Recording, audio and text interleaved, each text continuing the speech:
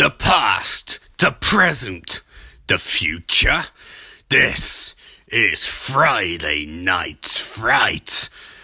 What the planet is listening to. Hello, my name's Ian Austin and this is ShudderMania, y'all. And it's time for another entry in this fantastic tribute and synopsis and journey. I don't think any of those words made sense. It's adventure through the realms of the Shudder horror app as we are tuning to Prom Night today. Directed by Paul Lynch, 1980, 92 minutes long, English. 4 stars out of 5 is an average on Shudder app. For 6 long years, Hamilton High School seniors Kelly, Jude, Wendy and Nick have been hiding truth what happened 10-year-old Robin Hammond day her broken body was discovered near an abandoned convent. Ooh. They kept secret how they taunted Robin. Oh no. Backed her into a corner into, frightened, she stood on wind ledge and faced her death. Wait a second, that's probably been quite a fair bit of movie, I'm guessing. Fearing their behaviour responsible, they felt never to tell, full stop. However, someone else was there that day and now, is ready to exact their revenge, on prom night, full stop. I feel like that's quite a lot of the movie that's just spoiled for me and for you as proxy, but hey, when in Rome or when in a chilled out environment, I guess. Anyway, Prom Night is going to be reviewed shortly, just after this word from our sponsor. Hello, so I've just finished Prom Night and I enjoyed that. It was good. There you go, there's your review. See you tomorrow. No kidding. It was good. It was interesting. But in good way, sorry I'm bugging a lot. It was watchable. It was fun. It was different. In good way. As the description talks about, English slasher essential, a mask killer stalks 4 teenagers at high school senior prom, which is true. That is what happened in the movie. That is the plot. But the story is quite a bit more interesting. It's playing on the ideas of some of my favourite horror movies, something like Pieces, that sort of thing, where a lot of movies try and guess who the killer is, and that is actually quite fun for a horror movie, because if you know who the killer is from the start, like something like Nightmare on Elm Street or something like that, it's not bad. It can be very watchable depending on how iconic the killers and how interesting they are. But sometimes not known's quite cool. One of my favourite Friday Frames movies is, I think, Part 5, where they're at the behavioural house, Outlook house, whatever it's called. And you're not sure who's doing it or why. You believe it's Jason, and then they trick you and they reveal it wasn't Jason after all, which is quite a cool little twist. The movie does that because it goes the Masked Ninja route, which is always a good route. Sorry, I'm drinking Bud Light. Not sponsored by, but it's pretty good anyway, I find.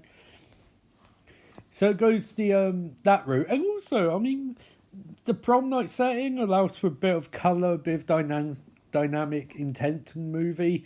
You got the 3-act structure. You know it's going to wind up ending at prom night. So you sort of set up and then pay off. I would say the only problem I have with is, well, I have a couple of problems. First is they age a lot in 6 years. And by age a lot, I mean they look very young. And then 6 years later, they're like the guys are muscular and buff and the women are fully formed. And that seems quite a quick turnaround because I get the impression they're about, 8, 9 in the opening? And then they're, 15, 16 at the end? And I don't know about you, but I sure as shit didn't look like that 16. Or now, but definitely not 16. So that I question. Other things. Well, I suppose the first thing talk about is the acting. I mean, it's a horror movie with Leslie Nielsen and Jamie Lee Curtis, so you know you're going to get some good acting. And I'd like to take this moment to just point out that I know Leslie Nielsen did a lot of movies like Naked Gun and Accidental Witness and, Scary Movie 3 and stuff like that. But he seriously can act. Like, I think sometimes we forget. This is a guy who made his name rather, making genre movies like cop movies and sci-fi movies and things like that. The reason he's so good at Naked Gun is he knows exactly the tone to go for.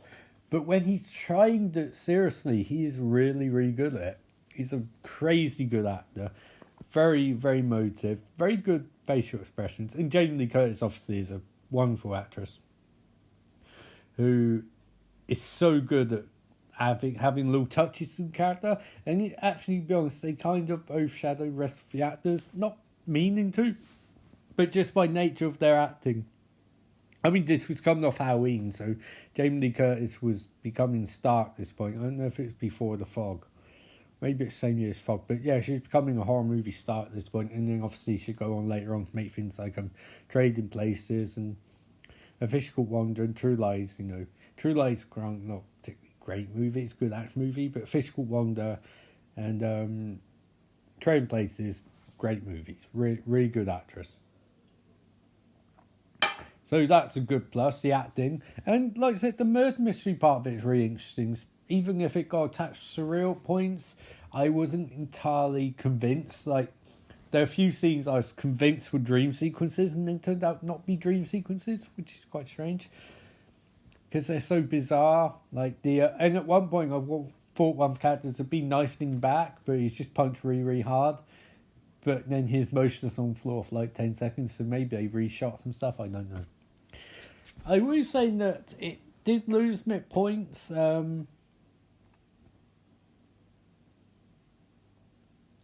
Because mainly all that set up to get to prom means that you're not having any of the killings up to that point. And at times it felt like it was padding along a bit. Like, we know where we're going, but can you speed up a bit? Can you just do a whole movie at prom night and then do a bunch of like serial killer sequences, stuff like that? But also played with some tropes which are quite good. You know, the teen males obsessed with sets and women who don't want to feel objectified, which is quite, you know, important, and especially in this day and age. You look back at scenes like that and they probably were never that funny, but scenes like where a woman's teenager is like that she does want to have sex and guy leaves her on her own and she's naked and vulnerable, that's really even sadder nowadays than it was back in time. Maybe it's, you know, so that's changed. I think horror movie does change depending on when you view it. I mean, a lot of things that were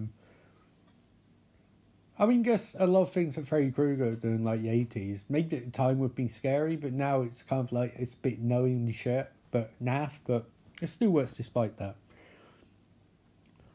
I was saying that this following Halloween for Jamie Lee Curtis, this wasn't as good as a movie. Halloween was very condensed, very tight, very expertly crafted. And this movie did have the nice setup for the final act, but apart from that, I don't necessarily know that there's anything groundbreaking.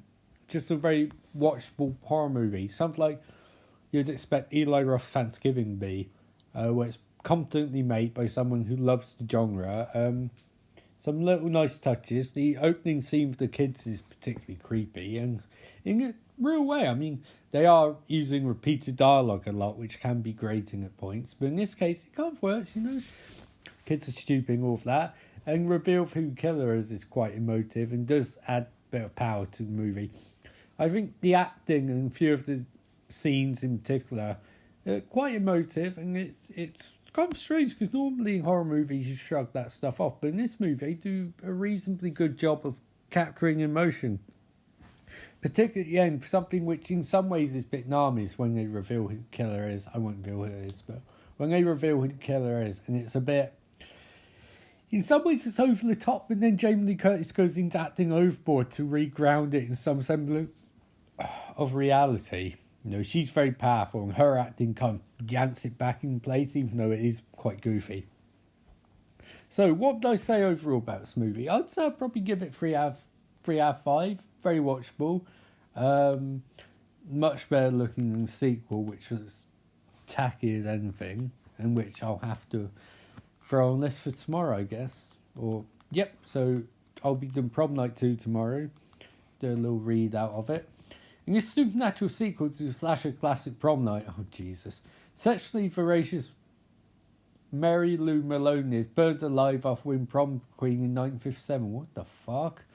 30 years later, her spirit returns to possess Vicky, a cheerleader who's been chafing under her parents' repressive rules. What?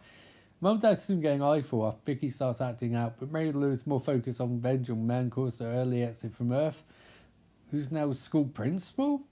A fun and frothy mashup of Nightmare on Elm Street 2 and Carrie Prom Night 2 is an essential entry in 1980s slasher canon. Fucking Michael Ironside? Scene Principal? Holy shit, that sounds amazing. Well, that'll be on this docket for tomorrow. It also has 4 out of 5, but this one had 4 out of 5, so I don't know if you can really say that's a ring endorsement. But hey, there you go. This was ShudderMania. I'll be back tomorrow with Prom Night 2. And I'd like to say, as always, remember, life is beautiful.